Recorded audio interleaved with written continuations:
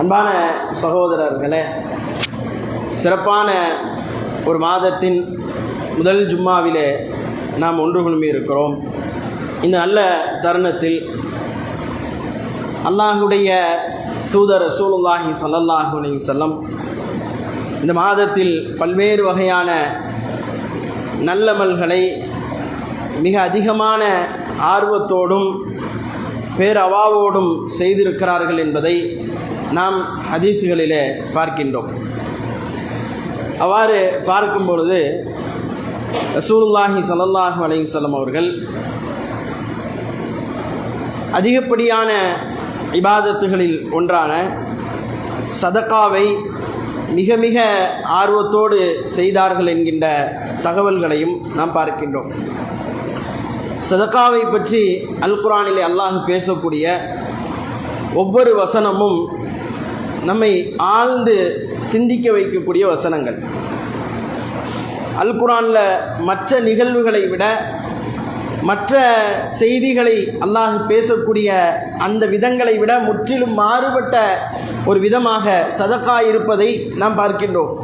அல் குர்ஆனில் சூரத்துல் பக்ரா என்கின்ற அத்தியாயத்தில் நீங்கள் எடுத்து பார்த்தீங்கன்னு சொன்னால் அல்லாஹ் ரப்புல் ஆலமீன் பேசுகின்றான். அந்த பக்ராவில் 268 தொடர்ந்து படிச்சிங்கன்னு சொன்னால் அவ்வளவு அற்புதமான தகவல்களை நமக்கு முன்வைக்கின்றான்.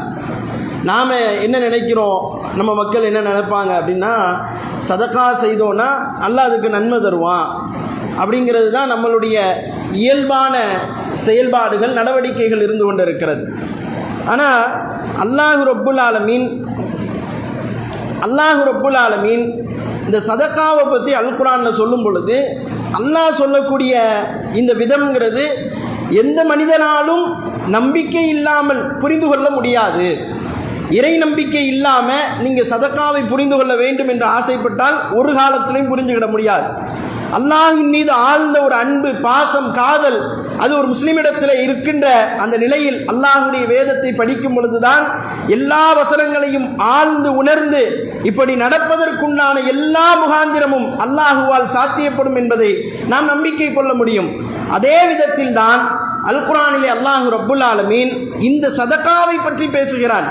ஒரு 10 ரூபாய், 20 ரூபாய், 50 ரூபாய், 100 ரூபாய், 1000 ரூபாய், எவ்வளவோ சதகா செய்கின்றோம்.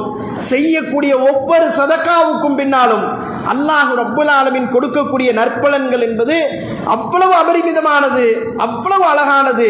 அல்லாஹ் அதை வெறும் வார்த்தைகளால் சொல்வதை நாம் பார்த்தோம் என்று சொன்னால் அது நடக்கிற மாதிரியே இருக்கும். ஒரு முஸ்லிமிடத்தில், ஒரு முஸ்லிமுடைய வாழ்க்கையில் இந்த சதக்காவை அல் குர்ஆனை கொண்டு அணுகினோம் என்றால், அல் குர்ஆனை கொண்டு புரிந்து கொண்டோம் என்றால், வாழ்க்கையில் நபித்தோழர்கள் எப்படி இந்த உலகத்திலே வாழ்ந்தார்களோ, நபித்தோழர்கள் எப்படி அதை செயல்படுத்தினார்களோ அந்த லைஃபுக்கு அப்படியே போயிடலாம்.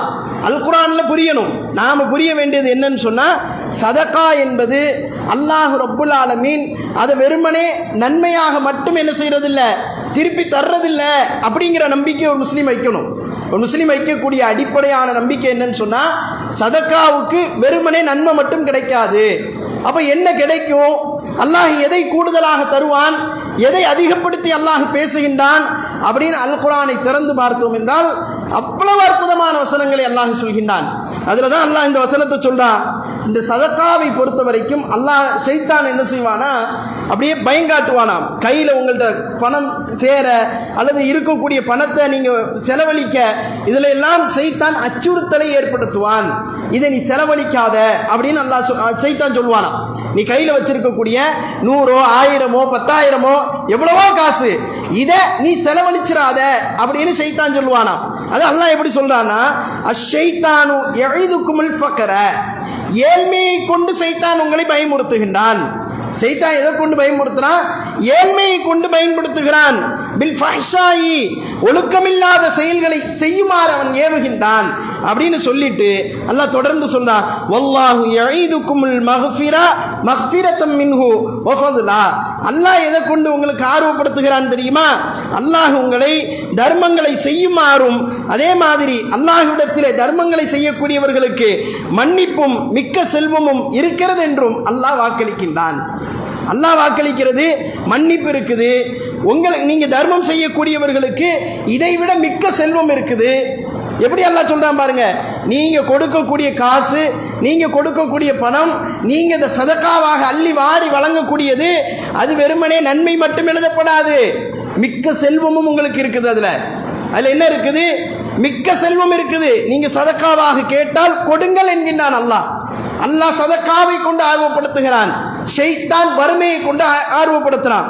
ஒரு பொதுவா ஒரு ஈமான் இல்லாதவன், ஒரு இறை நம்பிக்கை இல்லாதவன் எப்படி புரிஞ்சுக்கிடுவான்?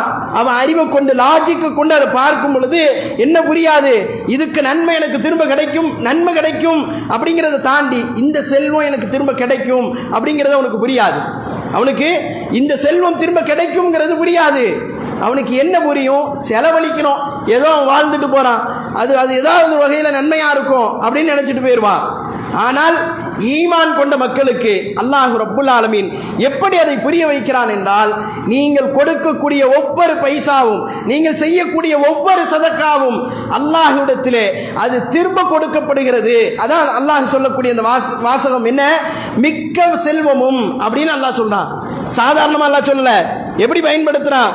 வல்லாஹு யஈதுகுமுல் மக்ஃபிரத்தும் மின்ஹு வ ஃபதுலா. நீ எதை செலவு செய்யறியோ அதை விட சிறந்ததை உனக்கு தாரேன் அப்படிங்கிறான். அல் குர்ஆனை புரட்டி பாருங்க, சூரத்துல் பக்கராலேயே நீங்க சதகாவை எடுத்து பார்த்தீர்கள் என்றால் அல்லாஹ் சொல்லக்கூடிய செய்திகள் எல்லாம் நம்மளை ஆச்சரியப்படுத்தும். இறை நம்பிக்கையாளனை தவிர வேறு யாராலும் அதை நம்பிக்கை கொள்ள முடியாது. அவ்வளவு அற்புதமான செய்தியை அல்லாஹ் ரப்புல் ஆலமீன் என்ன செய்கிறான்?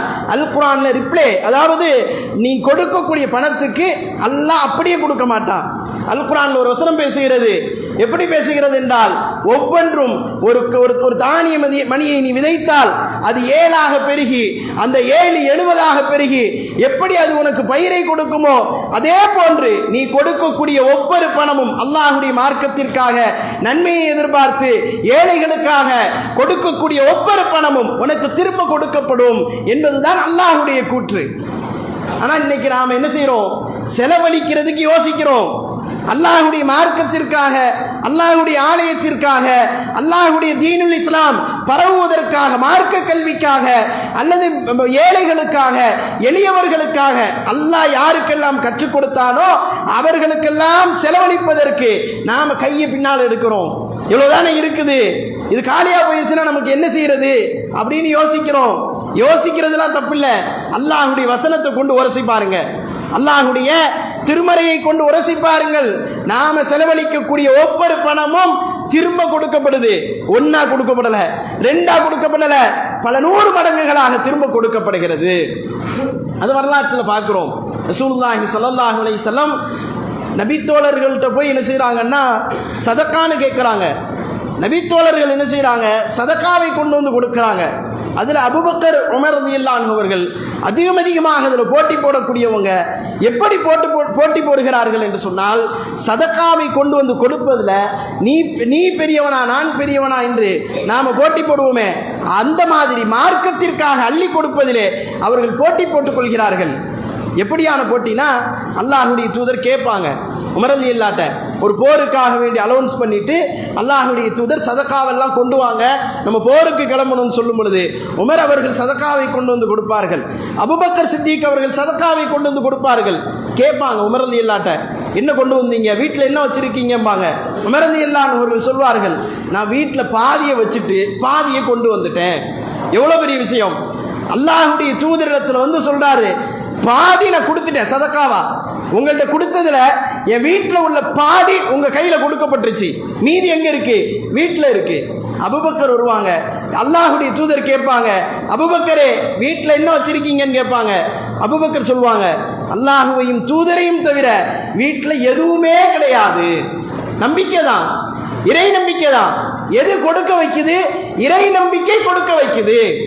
ரசூலுல்லாஹி ஸல்லல்லாஹு அலைஹி வஸல்லம் வரலாறு நெடியிலும், சஹாபாக்களுடைய வரலாறு நெடியிலும் எடுத்து பார்த்தோம் சொன்னா அப்படியே சதக்காவை வாழ்ந்து காட்டி சென்று இருக்கிறார்கள். சதக்காவை வாழ்ந்து காட்டி சென்று இருக்கிறார்கள். சதக்கா வெறுமனே வாய் அளவில் கிடையாது, அது செயல்பாட்டு அளவில் உண்டானது. அதான் அல்லாஹ்வுடைய தூதரை பற்றி நபித்தோழர்கள் பதிவு செய்யும் பொழுது, அல்லாஹ்வுடைய தூதரவர்கள் இந்த ரமலான் மாதத்திலே கடைசி 10 வந்துவிட்டால் சதக்கா செய்வார்கள். எப்படி சதக்கா செய்வாங்க தெரியுமா? வீசும் காற்றை விட வேகமாக சதக்கா செய்வார்கள். சொந்த காசு, பைத்துல் மால்ல இருந்தல்ல, அது இப்படி பதிவு செய்யப்படாது. அல்லாஹ்வுடைய தூதருடைய சொந்த பணத்திலிருந்து, சொந்த வருமானத்திலிருந்து, சொந்த லாபத்திலிருந்து அல்லாஹ்வுடைய தூதர் சதகா செய்கிறார்கள். எப்படியான சதகா? வீசும் காற்றை விட வேகமாக அல்லாஹ்வுடைய தூதர் சதகா செய்கிறார்கள் என்பதை நாம் வரலாற்றிலே பார்க்கிறோம். இப்படி சொல்லிக்கிட்டே போகலாம். எல்லாம் என்னன்னு தெரியுமா? எல்லாம் என்ன தெரியுமா? அல்லாஹ் சொல்லக்கூடிய திருமறையினுடைய வெளிப்பாடு, அதன் மீது கொண்டிருக்கக்கூடிய ஆழ்ந்த நம்பிக்கை அவர்கள் என்ன செய்ய வைக்குது? இந்த மாதிரி செயல்பாடுகளில் ஆர்வத்தோடும் இன்னும் விவேகத்தோடும் அவர்களை செயல்பட வைக்குது. அன்பான சகோதரர்களே, இதுதான் அல்லாஹ்வுடைய தூதர் அவர்கள் ஹதீஸுகளில் பார்த்தீங்கன்னு சொன்னால் சதகா செய்யுங்க அப்படின்னு அல்லாஹ்வுடைய தூதர் என்ன செய்கிறாங்க? வலியுறுத்தி பல இடங்களில் சொல்கிறாங்க. மார்க்கத்தில் கூடாத காரியம் என்ன? மார்க்கத்தில் இஸ்லாத்தில் தடை செய்யப்பட்ட காரியம் என்ன? இஸ்லாத்தில் தடை செய்யப்பட்ட காரியம்னு சொன்னால் பொறாமை என்ன செய்யக்கூடாது? ஒரு மனிதன் இன்னொரு மனிதன் மேலே பொறாமைப்படக்கூடாது. ஒரு மனிதன் இன்னொரு மனிதன் மேலே, அல்லது ஒரு முஸ்லீம் இன்னொரு முஸ்லீம் மேலே என்ன செய்யக்கூடாது? பொறாமைப்படக்கூடாது. இது அல்லாஹ்வுடைய மார்க்கம் நமக்கு சொல்லித்தரக்கூடிய அடிப்படையான உபதேசம். ஆனால் அல்லாஹ்வுடைய தூதர் சொல்கிறாங்க, லா ஹசத இல்லா ஃபீ இஸ்னைனி, இரண்டு காரியத்திலேயே தவிர பொறாமை என்பது கூடாது அப்படின்னு ரெண்டு காரியத்துக்கு விதிவிலக்கு கொடுக்குறாங்க. ஒரு மனிதருக்கு அல்லாஹ் செல்வத்தை கொடுத்திருக்கிறான். அந்த செல்வத்தை கொடுத்திருக்கக்கூடிய மனிதர் அல்லாஹ்வுடைய பாதையிலே வாரி வழங்குகின்றார். அப்படி வாரி வழங்கும் பொழுது இன்னொரு மனிதர் அதை பார்க்கிறாரு. அதை பார்த்து பொறாமைப்படலாம் என்று அல்லாஹ்வுடைய மார்க்கம் சொல்லி தருது. ஏன்? என்னால் அப்படி சதகா செய்ய முடியலையே, என்னால் அப்படி வாரி வழங்க முடியலையே என்கின்ற அந்த ஏக்கம் பொறாமையாக அல்லாஹ்வுடைய தூதர் கொண்டு வந்து நிறுத்தி இது ஆகுமாக்கப்பட்டதுன்னு அல்லாஹ்வுடைய தூதர் சொல்றாங்க. இது கூடும்ங்கிறாங்க அல்லாஹ்வுடைய தூதர். அப்போ தடை செய்யப்பட்டதிலையும் ஒரு ஆகுமாக்கப்பட்டதை அல்லாஹ்வுடைய தூதர் ஏற்படுத்தி இருக்கிறார்கள் என்றால் அது சதக்கால ஏற்படுத்துறாங்க. செல்வத்தை ஒருத்தன் வாரி வாரி அல்லாஹ்வுடைய பாதையில் கொடுத்து கொண்டே இருக்கின்றான். பொறாமப்படு, நானும் கொடுக்கணும் பொறாமப்படு. இது அவன் அழிஞ்சு போகணுங்கிற பொறாம இருக்கக்கூடாது. என்ன பொறாம இருக்கணும்? நானும் சதக்கா கொடுக்கணும், நானும் வாரி வாரி வழங்க வேண்டும், நான் சும்மா இருக்கக்கூடாது அப்படின்னு சொல்லி அல்லாஹ்வுடைய தூதர் அவர்கள் அந்த உபதேசத்தை நமக்கு முன்வைக்கின்றார்கள். அடுத்து பாருங்க, ரசூலுல்லாஹ் சொல்றாங்க சஹாபாக்களுக்கு மத்தியில் என்ன உபதேசம் என்றால் சதக்கா செய்வது கட்டாயம் அப்படிங்கிறாங்க. எப்படி? சதக்கா செய்யறது கட்டாயமாகும், ஒவ்வொரு முஸ்லிமின் மீதும் கட்டாயம். அப்ப நபி தோழர்கள் சும்மா இல்லை, கேட்குறாங்க அல்லாஹ்வுடைய தூதரிடத்துல, அல்லாஹ்வுடைய தூதரே ஒருத்தட்ட பணமே இல்லை, அவர் என்ன செய்யறது? வேலைக்கு போங்கிறாங்க அல்லாஹ்வுடைய தூதர். வேலைக்கு போய் சம்பாதிச்சு கொண்டு வந்து உனக்கு ஒரு பங்கு எடுத்துக்கோ, மக்களுக்கு கொண்டு போய் ஒரு பங்கை கொடு, சதகா செய் என்று ஆர்வப்படுத்துகிறார்கள். திரும்பி அந்த நபி தோழர் திரும்ப கேட்கிறாரு. அப்போ அவருக்கு அதுவும் முடியல, வேலைக்கு போக முடியல, என்ன செய்யறது? இயலாமையில் இருக்கிறார்.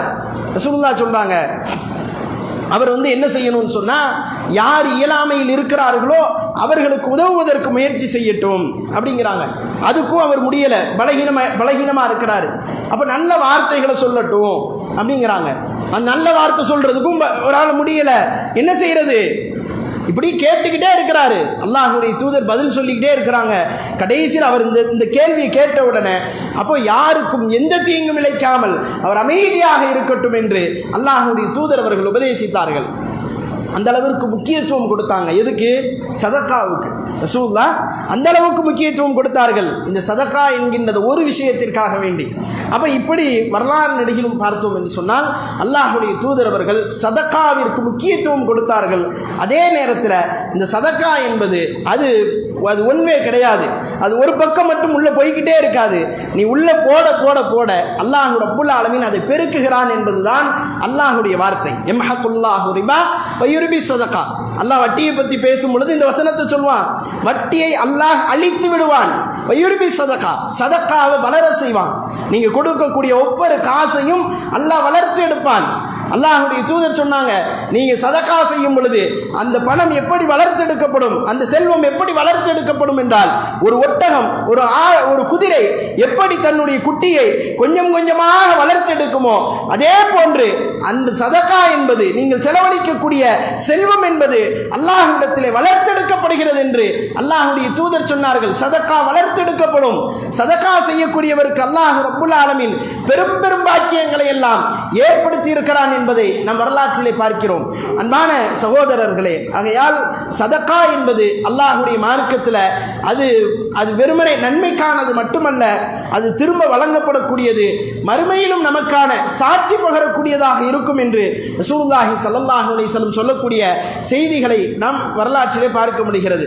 அப்போ அல்லாஹ்வுடைய தூதர் சொல்லக்கூடிய முக்கியமான செய்திகளில் ஒரு செய்தி என்னன்னு சொன்னால், இந்த மறுமை நாளில் இந்த சதக்காங்கிறது எனக்கு என்ன செய்யப்படும், சாட்சியாக வரும் அப்படிங்கிற அந்த செய்தி இருக்கு பாருங்க.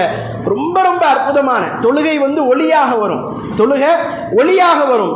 சதக்கா என்பது உங்களுக்கு சாட்சி பகரக்கூடியதாக வரும் என்று அல்லாஹ்வுடைய தூதர் சொல்லக்கூடிய அந்த செய்தியை நாம் என்ன செய்கிறோம், பார்க்கிறோம். அப்படித்தான் ஒரு நபித்தோழர் என்ன செய்வார்னா, நபித்தோழர்னு சொல்ல முடியாது, அல்லாஹ்வுடைய தூதருடைய காலத்துக்கு முன்னால் வாழ்ந்த ஒரு முஸ்லிமான அடியார்.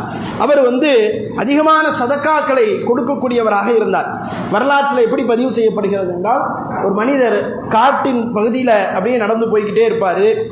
அப்படி போகக்கூடிய நேரத்தில் ரசூலுல்லாஹி ஸல்லல்லாஹு அலைஹி வஸல்லம் என்ன செய்கிறாங்கன்னா, அந்த செய்தி அப்படியே தொடர்ந்து சொல்கிறாங்க. காட்டின் வழியாக அவர் போய்கிட்டே இருக்கும் பொழுது அப்படியே பார்ப்பார், அந்த மேகங்கள் இரண்டு ஒன்றுக்கொன்று பேசிக்கொள்கிறது. இமாம் புகாரி அவங்க அந்த ஹதீஸை பதிவு செய்கிறாங்க. அப்படி பேசிகிட்டு இருக்கும் பொழுது அந்த ஒரு மேகம் சொல்லுதான், இன்ன மனிதருடைய இடத்துல இன்ன மனிதருக்காக வேண்டி நீ மழையை பொழிவிக்க செய் அப்படின்னு சொல்லுமா. சொன்ன உடனே அந்த மழை பொழியுது. மழை பொழிஞ்ச உடனே அவருக்கு தண்ணீர் தேவை. இந்த பார்த்த மனிதர் என்ன செய்கிறாருன்னா, அந்த தண்ணீரை பார்த்து அப்படியே நடந்து போகிறார். இந்த தண்ணி எங்கே போகுது, இந்த மேகம் எந்த மனிதரை கோடிட்டு காட்டி பேசிச்சு அப்படின்னு சொல்லி போகும் பொழுது தான், ஒரு கொஞ்சம் தூரம் போன உடனே ஒரு ஆள் என்ன செய்கிறாரு, மண்வெட்டி எடுத்து தன்னுடைய விவசாயத்திற்காக வேண்டி அந்த இதை வெட்டிக்கிட்டு இருக்கிறார். அந்த வேலியை வெட்டிக்கிட்டு இருக்கிறாரு. தண்ணி அந்த மட வழியாக உள்ளே போய்கிட்டு இருக்குது. பார்த்த உடனே இந்த மனிதர்கிட்ட போய் கேட்குறாரு, இப்படி நான் இந்த மாதிரி காரியம் பண்ணிக்கிட்டு இருக்கீங்களே, உங்களுக்கு மட்டும்தான் அல்லாஹ் இப்படி ஒரு பாக்கியத்தை கொடுத்துருக்கிறான் அப்படின்னு சொல்லிட்டு அவர்கிட்ட பேசும் பொழுது, நீங்கள் என்ன மாதிரி நன்மைகளை, எந்த மாதிரியான நன்மைகளை செய்கிறீர்கள் அப்படின்னு சொல்லி அவர்கிட்ட கேட்பார். கேட்ட உடனே அவர் சொல்லுவார், நான் சம்பாதிக்கக்கூடிய பணத்தை, இவருக்கு தான் மழை பெஞ்சுது, அவர் பேரையும் கேட்பார், உங்கள் பேர் என்ன அப்படிம்பார். அந்த மேகம் என்ன பேரை சொன்னிச்சோ அதே பேரை அவர் சொல்லுவார்.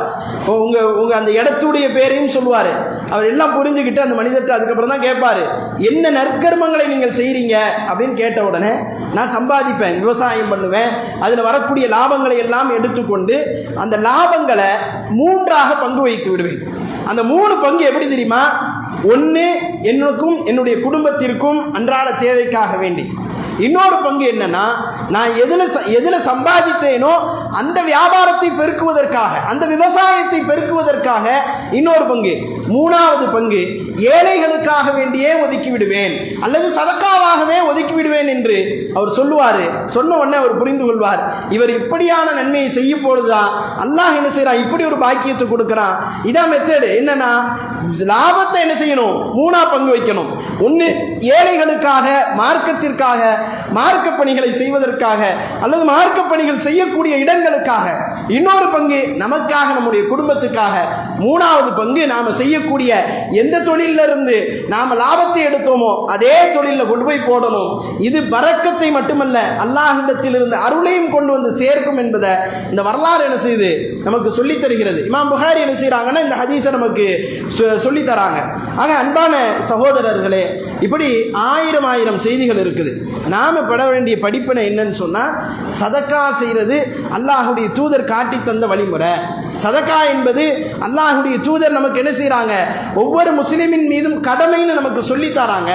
ஒரு பேரித்தம்பலத்தினுடைய ஒரு துண்டையாவது நீங்க சதக்கா செய்யுங்கன்னு சொல்லி அல்லாஹ்வுடைய தூதர் சொல்லக்கூடிய செய்தியை நாம ஹதீசுகள்ல பார்க்கிறோம். நரகத்திலிருந்து உன்னை காப்பாற்றணுமா, நரகத்திலிருந்து உன்னை மீட்டுக் கொள்ளணுமா, சதக்கா செய். எதுல இருந்து சதக்கா செய்ய? ஒண்ணுமே இல்லையா, ஒரே ஒரு பேரித்தம்பலம் தான் வைத்திருக்கிறியா, அதுல உள்ள ஒரு துண்டை, ஒரு பாதி துண்டை நீ சதக்கா செய்து நரகத்தில் இருந்து பாதுகாத்துக் கொள்ளுன்னு சொல்லக்கூடிய அளவுக்கு சதக்கா வலியுறுத்தப்பட்டது, சதக்கா கட்டாயமாக்கப்பட்டது என்பதை நாம் புரிந்து கொள்ள வேண்டும். அப்போ அல்லாஹ்வுடைய தூதர் அந்த அளவுக்கு இதை வலியுறுத்துறாங்கன்னு சொன்னால், இந்த ஒரு பேரித்தம்பளம் துண்டு நம்மளை நரகத்திலிருந்து காப்பாற்றுன்னு சொன்னால் நாம் யோசித்து பார்க்கணும்.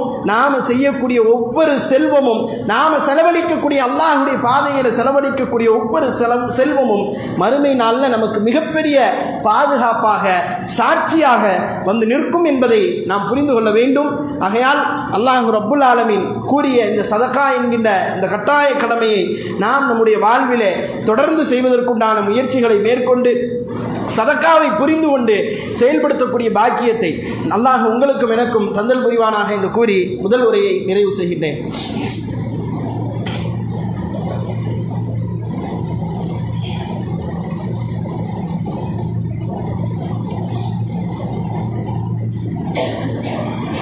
நஹ்மதுஹு ஸல்லி அலா ரசூலிஹில் கரீம். அம்மா பஅத்.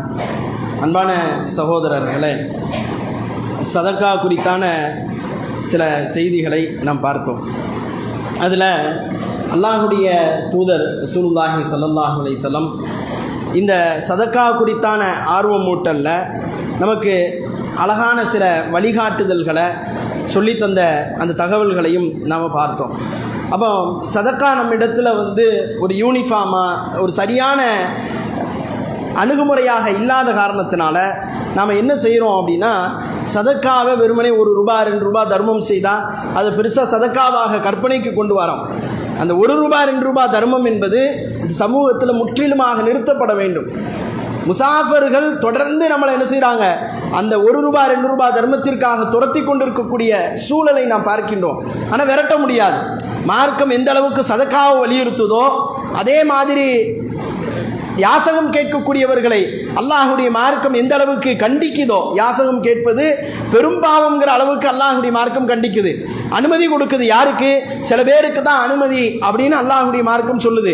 அந்த சில பேரில் இல்லாதவங்களுக்கு பெரும்பாவங்கிற அளவுக்கு, மறுமை நாளில் இழிவுபடுத்தப்படுவார்கள் என்கின்ற அளவுக்கு அல்லாஹுடைய தூதர் ரசூலுல்லாஹ் சொல்லித்தராங்க. அதே நேரத்தில் சதக்கா யாராவது கேட்டால் கொடுத்துருங்கிறாங்க. ஆனால் அதே நேரத்தில் நாம் கூடுதலாக செய்தியை புரிஞ்சுக்கிடணும். இந்த ₹1 ₹2 சதக்காவை நிறுத்திட்டு அந்த யார் தேவையுள்ளவர்களோ அவர்களை கண்டறிந்து அடுத்த வருஷம் இவங்க வரக்கூடாது, அடுத்த வருஷம் இவங்க என்ன செய்யக்கூடாது, சதக்காவுக்காக வேண்டி கையேந்தி நிற்கக்கூடாது. அவர்களுடைய தேவையை முழுமையாக நிவர்த்தி செய்வதற்குண்டான ஒரு திட்டமிடல் இந்த சமூகத்தில் ஏற்படுத்தப்படணும். இந்த பிச்சைக்காரர்களுடைய, இந்த பிச்சை எடுக்கக்கூடியவங்களுடைய எண்ணிக்கை நாளுக்கு நாள் பெருகிக்கிட்டே இருக்குது. ரசூலுல்லாஹ்ட்ட நிறைய பேர் கேட்டு வந்திருக்கிறாங்க. அல்லாஹ்வுடைய தூதர் விரட்டினதே கிடையாது, ஆனால் உபதேசம் பண்ணியிருக்கிறாங்க. இது எவ்வளோ பெரிய பாவம்ங்கிறத உணர வச்சிருக்கிறாங்க. விரட்ட மாட்டாங்க. கேட்கும் பொழுது யார் கேட்டாலும் சரி, அவன் உயர்ந்தவனாக இருந்தாலும் சரி, அவன் ஒன்றுமே இல்லாதவனாக இருந்தாலும் சரி, செல்வம் படைத்தவனாக இருந்தாலும் சரி, ஒரு காலத்திலையும் ரசூலுல்லாஹ் விரட்ட மாட்டாங்க. அவங்களுக்கு உரியதை கொடுத்துருவாங்க, ஆனால் கண்டிப்பாங்க. அதே நேரத்தில் அடுத்து அவர்கள் அந்த மாதிரி ஒரு சூழலுக்கு வராத அளவுக்கு அவர்களுடைய சுயமரியாதை பாதுகாக்கக்கூடிய எல்லா உபதேசங்களையும் அல்லாஹுடைய தூதர், எல்லா சூழல்களையும் அல்லாஹுடைய தூதர் ஏற்படுத்தி கொடுத்தார்கள் என்பதை நாம் வரலாற்றிலே பார்க்கின்றோம். ஆகையால் நாம் சதக்காவை நல்ல முறையில் புரிந்து கொண்டு நாம் முழுமையாக அதை ஒப்படைப்பதற்கு தகுதியானவர்கள் யார் என்று வரலாற்றிலே நாம் பார்த்தோம் என்று சொன்னால் நம்முடைய உறவினர்கள் தான். முதல்ல ஃபர்ஸ்ட் யாருக்கு ப்ரிஃபரன்ஸ்ன்னு சொன்னால், உறவை பலப்படுத்துவதற்குண்டான அந்த மக்களுக்கு, நம்ம உறவை பலப்படுத்துறதுக்கு தான் ரசூலுல்லாஹ் என்ன செய்கிறாங்க, ஃபர்ஸ்ட் முக்கியத்துவம் கொடுக்குறாங்க. அபூ தல்ஹா வராரு, அல்லாஹுடைய வசனம் இறக்கப்படுது, லன் தனாலு பிர்ர ஹத்தா துன்ஃபிகுன் இறக்கப்பட்ட உடனே நீங்கள் நன்மையை அடைஞ்சிக்கிடவே முடியாது. உங்களுக்கு எது பயனுள்ளது, அதாவது உங்களுக்கு எது நன்மை, அதாவது உங்களுக்கு எது பிடிக்குமோ அந்த விஷயத்தை நீங்கள் சதக்கா செய்யாத வரைக்கும் சொன்ன உடனே தனக்கு பிடிச்சமான தோட்டம் தான் பைருஹாங்கிற தோட்டம், அதை கொடுக்கணும்னு ஆசைப்படுறாரு. இதை கொடுத்துருவோம், நமக்குலாம் தெரிஞ்ச வரலாறு தானே, கொடுத்துருவோங்கிறாரு. அப்போ அல்லாஹுடைய தூதர்கிட்ட கொண்டு போய் கொடுக்கும் பொழுது ரசூலுல்லாஹ் சொல்றாங்க, நெருங்கிய உறவினர்களுக்கு கொடுங்கங்கிறாங்க. அதே மாதிரி அல்லாஹுடைய தூதர் இப்படி உரையாற்றுறாங்க, பெண்களுக்கு மத்தியில் உரையாற்றுறாங்க. பெண்களே, உங்களுக்கு சதக்கா செய்வதற்கு பணம் இல்லை என்று சொன்னால் நீங்கள் உங்களுடைய நகை நட்டுகளை கலட்டி கொடுங்கள் என்கிறார்கள். உடனே அப்துல்லாஹ் இப்னு மஸ்ஊத் ரலியல்லாஹு அன்ஹு அவர்களுடைய மனைவி இதை கேட்டுட்டு வீட்டுக்கு போயிருந்தாங்க. வீட்டுக்கு போயிட்டு நகை செல்வத்தை எல்லாத்தையும் எடுத்து வச்சுட்டு டவுட்டை கேட்குறாங்க. யார்கிட்ட? அப்துல்லா ரலியல்லாஹு அன்ஹு அவங்க கணவர்கிட்ட கேட்குறாங்க, நீங்கள் தான் எனக்கு தெரிஞ்சு கஷ்டப்படுற ஆள், கணவன்கிட்ட மனைவி கேட்குறாங்க, நான் உங்களுக்கு கொடுக்கலாமா, ரசூல்லாட்ட போய் கேட்டு வாங்கங்கிறாங்க. உடனே அவர் சொல்கிறாரு, நான்லாம் போய் கேட்க மாட்டேன், நீ போய் கேட்டு வாங்குறாங்க. அப்போ ரசூல்லாட்ட போய் கேட்கும் பொழுது அல்லாஹ்வுடைய தூதர் என்ன செய்கிறாங்கன்னா, அவங்களும் ஒரு அன்சாரி பெண்ணும் போய் கேட்பாங்க. இதே டவுட் அந்த அன்சாரி பெண்ணுக்கும் இருக்கும். பெண்ணிட்ட பணம் இருந்தால் கணவனுக்கு கொடுத்து உதவக்கூடிய அந்த வழிமுறை அல்லாஹ்வுடைய மார்க்கம் என்ன செய்யுது, இது நமக்கெல்லாம் ரொம்ப வசதியாக போயிடும். நிறைய பேர் வேலைக்கு போகாமல் இருக்கிறதுக்கு, இப்படியே காலத்தை ஓட்டுறதுக்கு நிறைய வசதியாக போயிடும். அப்படி மார்க்கம் சொல்லலை. இருந்துச்சுன்னு சொன்னால் அவர் எல்லா வகையிலும் பலகீனமாக இருக்கிறாரு, எவ்வளவோ முயற்சி எடுத்தும் எல்லா வியாபாரத்திலையும் தோல்வி அடைஞ்சிட்டாரு, இன்னும் பலப்பட்டு எந்திரிச்சு வரணும்னு ஆசைப்படுறாரு, தாராளமாக மனைவிமார்கள் என்ன செய்யலாம், உதவி செய்யலாம். இவங்க போறாங்க, ஆர்வத்தில் போய் ரசூலுல்லாஹ்ட்ட கேட்கும் பொழுது ரசூலுல்லாஹி ஸல்லல்லாஹு அலைஹி வஸல்லம் அது நிறைய நிகழ்வு நடக்கும். அப்ப ரசூலுல்லாஹ் என்ன பதில் சொல்லுவாங்கன்னு சொன்னா, தாராளமா நீங்க கொடுங்க, நெருங்கிய உறவினர்களுக்கு, உங்களை சார்ந்து இருக்கக்கூடியவர்களுக்கு தான் நீங்க ஃபர்ஸ்ட் முக்கியத்துவம் கொடுக்கணும்னு சொல்லி அல்லாஹ்வுடைய தூதர் அவர்கள் சொல்வார்கள். அப்போ ஃபர்ஸ்ட் முக்கியத்துவம் யாருக்குன்னா நெருங்கிய உறவினர்களுக்கு.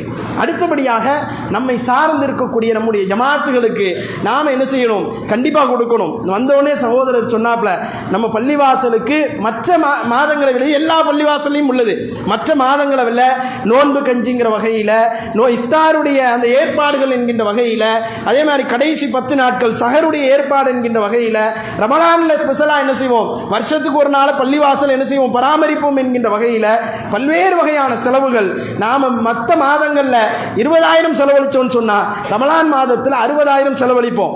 அதே தான் வீட்டிலையும் மற்ற மாதங்களில் 50,000 செலவழிச்சோன்னா ரமலான் மாதத்தில் 1.5 லட்சம் ஆகும். இது ட்ரிபிள் ஆகிறதுக்கு காரணம் அது ரமலான் மாதம். நிறைய செலவழிக்கணும், எல்லாருக்கும் கொடுக்கணும்னு மார்க்கம் மாறி வழங்குவதற்குண்டான வழிகாட்டுதல்களை சொல்லித் தருகிறது. ஆகையால் நாம் அல்லாஹ்வுடைய ஆலயத்துக்கு, நம்ம இந்த பள்ளிவாசலுக்கு பல மடங்கு செலவுகள் என்ன செய்து இருக்கின்றது. ஆகையால் நீங்க வாரி வழங்குங்க. நம்ம அல் குர்ஆன்ல அல்லாஹ் சொன்ன மாதிரி எப்படி அல்லாஹ் ரப்புல் ஆலமீன் அதை கொடுப்பான்னா வெறும் நன்மையா, அப்துல்லா கொடுத்துட்டார் அவருக்கு நன்மையை பதிவு செய்யணும், அல்லாஹ் பதிவு செய்ய மாட்டான், நன்மையும் பதிவு செய்வான். உங்களுடைய சதக்கா வளர்ந்து கொண்டே இருக்கும். அந்த சதக்காவுக்கான அந்த ரிப்ளைங்கிறது, அந்த திரும்ப அல்லாஹ் அந்த செல்வத்தை கொடுக்கிறது ஃபதுலா மிக சிறப்பாக இருக்கும் என்று அல்லாஹ் ரப்புல் ஆலமீன் சொல்றான். சும்மா நீ கொடுத்த அந்த 10 ரூபா திரும்ப 10 ரூபாயா வராது. நான் 10,000 சொல்றேன் பள்ளிவாசலுக்கு கொடுக்கிறதுக்கு, வெறுமனே 10 வராது. அல்லாஹ் அதை ஃபதுலா கொடுப்பான், சிறப்பா கொடுப்பான். அது சிறப்பா வேணும், கையில இருக்கக்கூடிய பணம் இன்னும் சிறப்பா மாறணும்னா நாம வியாபாரத்தில் என்ன மாதிரி வியாபாரங்கள்ல போட ஆசைப்படுவோமோ அதே மாதிரி சதக்கால அல்லாஹ்வுடைய ஆலயத்திற்கு நெருங்கிய உறவினர்களுக்கு என்று நாம பிரித்து கொடுக்கும் பொழுது அது மிகப்பெரிய சிறப்பாக அல்லாஹ் திரும்ப தர இருக்கின்றான் என்கின்ற அந்த நம்பிக்கையை உள்ளத்திலே பதிவு செய்து வைத்துக் கொண்டு அல்லாஹ்வுடைய தூதர் ரசூலுல்லாஹி ஸல்லல்லாஹு அலைஹி வஸல்லம் அவர்கள் சொல்லக்கூடிய ஒரே ஒரு நபிமொழி, அதை மட்டும் நினைவில் வைத்துக் கொண்டு நிறைவு செய்கின்றேன். அல்லாஹ்வுடைய தூதர் வராங்க, ஒரு விருந்து ஏற்பாடு செய்யப்படுகிறது, ஒரு ஆட்டை அறுக்கிறாங்க, ஆட்டை அறுத்து விருந்து ஏற்பாடு செய்யப்படுகிறது என்றால் அல்லாஹ்வுடைய தூதர் கேட்குறாங்க, விருந்து ஏற்பாடெல்லாம் முடிஞ்சிருச்சா, என்ன இருக்குதுன்னு கேட்கும் பொழுது ஆயிஷா ரலியல்லாஹு சொல்லுவாங்க, இந்த தோள்பட்டையை தவிர, ஆட்டுடைய தோள்பட்டையை தவிர எல்லாத்தையும் கொடுத்துட்டோம் அப்படின்னு சொன்ன உடனே ரசூலுல்லாஹ் சொல்லுவாங்க, அப்போ எல்லாத்தையும் சேர்த்து வச்சுட்டீங்க, தோள்பட்டை மட்டும்தான் மிச்சம் இருக்குன்னு சொல்லுங்க, எல்லாத்தையும் சேர்த்து வச்சுட்டீங்க, தோள்பட்டை மட்டும்தான் உங்களுக்கு இருக்குன்னு சொல்லுங்க அப்படிம்பாங்க. என்ன அர்த்தம்னா, கொடுக்கப்பட்டதெல்லாம் உங்களுக்கானது, வைத்திருப்பது உங்களுக்கானது அல்ல என்பதை அல்லாஹ்வுடைய தூதர் அவர்கள் அந்த இடத்திலே பதிவு செய்கிறார்கள். ஆக அன்பான சகோதரர்களே, இந்த கேட்ட செய்திகளை நம்முடைய வாழ்விலே நினைவில் வைத்துக் கொண்டு செயல்படுத்தக்கூடிய பாக்கியத்தை உங்களுக்கும் எனக்கும் ரப்புல் ஆலமீன் தந்தல் புரிவானாக என்று கூறி நிறைவு செய்கின்றேன். அகூலு கௌலி ஹாதா அஸ்தக்ஃபிருல்லாஹ் லி வ லக்கும். அஸ்ஸலாமு அலைக்கும் வ ரஹ்மத்துல்லாஹி